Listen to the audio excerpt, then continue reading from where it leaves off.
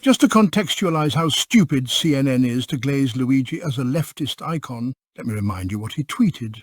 In 2022, Luigi retweeted a complete condemnation of woke ideologies. Luigi also made posts lamenting the decline of religion, or how decadence led to the fall of the Roman Empire. Who's revolutionary, who's famous, who's handsome, like this morally good man. There's a term for it. It's called hybristophilia. There's even a fucking term women have for whenever they like being around a dangerous fucking guy. It's a morally good guy until he kills you and dismembers your body. Calling a murderer morally good, holy shit, literally delusion. Well, she's saying that they think that. And she's right. It's a bunch of girls that just think the guy's attractive, so everything else gets overruled. Women will literally date an assassin before they swipe right on me. That's where we are. That's true.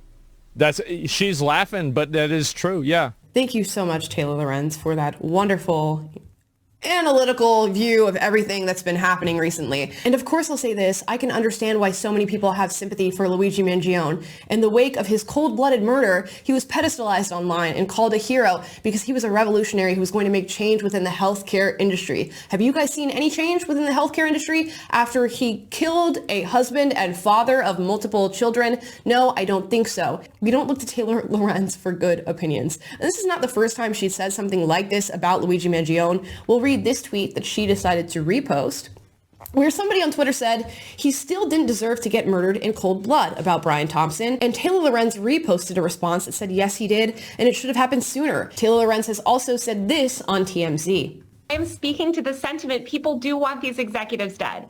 If you have watched... But you said we want them dead, and I guess that's... I mean, look, I'm going to say I'm with the people in the sense that if you have watched a loved one die because insurance has denied them life-saving essential health care, it is natural to wish that the people who run those systems would suffer the same fate as your loved one. Am I going to shed tears or have a lot of empathy for somebody that has facilitated the deaths of thousands of innocent Americans through intentionally denying them coverage? I am not going to, weep over it. I do think that loss of life is a tragedy. I'm very against death generally, as a principle. But I think, again, why do we mourn certain deaths and condone other deaths of innocent, vulnerable people? She went on Piers Morgan Uncensored and said something to the effect that this brought her joy, this entire situation that happened with Brian Thompson. Why would you be in such a celebratory mood about the execution of another human being? Aren't you supposed to be on the caring, sharing left where, you believe in the sanctity of life? I do believe in the sanctity of life, and I think that's why I felt, along with so many other Americans, joy, unfortunately. And interestingly enough, they think that this is all okay within the framework of what they deem to be morally good within leftist politics and towing the line of their ideology. But if anybody on the right had a similar belief to what Taylor Lorenz just espoused, I think she'd be able to figure out why that is so wrong. But apparently, there is no such thing as violence on the left. I'm pretty sure with the left, we went through 6 months of BLM riots with over $2 billion in damage. I think multiple individuals had their lives taken during the BLM riots after everything that took place with George Floyd. You have Antifa on the left and all the different violence that came from that. You have recently, which I can pull up right now because this is in the news as we speak, Governor Shapiro's mansion, the governor's mansion, set on fire. You have all of the Tesla vandalism and violence, people who own Teslas getting attacked verbally, physically, having swastikas drawn on their car. And when liberal politicians are asked how they feel about it, here's their response. Can you tell us what you think about what's happening with the Tesla products, the violence at the dealerships? What's your take on the situation? Sorry, I'm a little bit late here right now.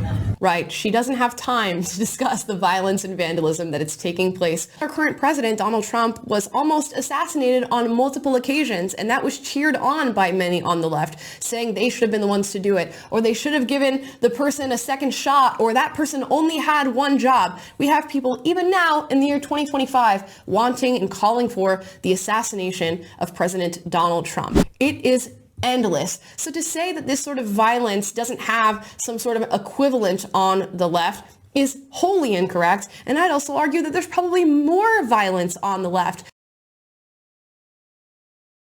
The media pretends that the left doesn't have just as large, if not a much larger contingent.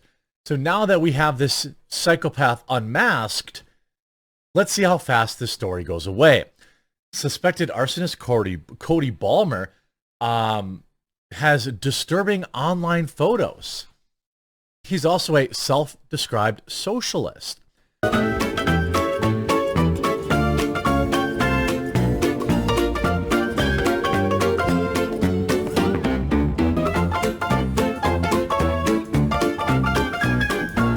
For the past 2 months, Maine has been fighting the Trumper. They have been fighting for the rights of less than 1% of the population to compete athletically against women.